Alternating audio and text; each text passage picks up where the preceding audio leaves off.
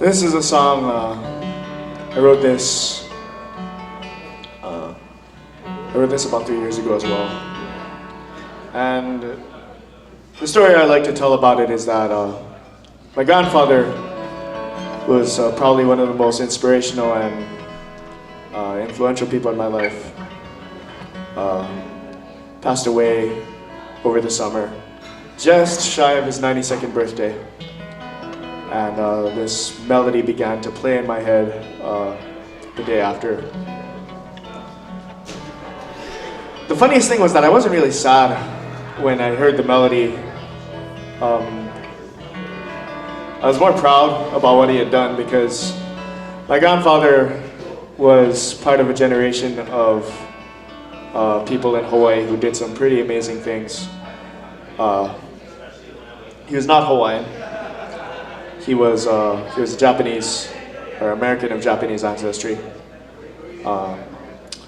What they called Nisei, or the second generation immigrants, and they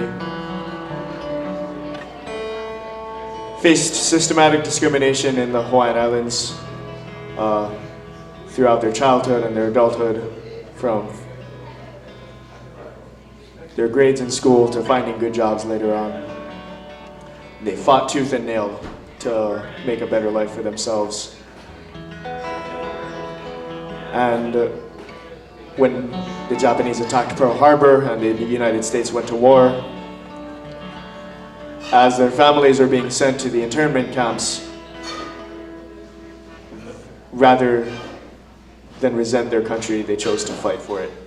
And that was my grandfather. He served in the 100th Battalion, which later became the 442nd Battalion, the most decorated battalion in the history of the US military. And this is a song that I wrote to honor them, to honor what they stood for. It's called Nisei.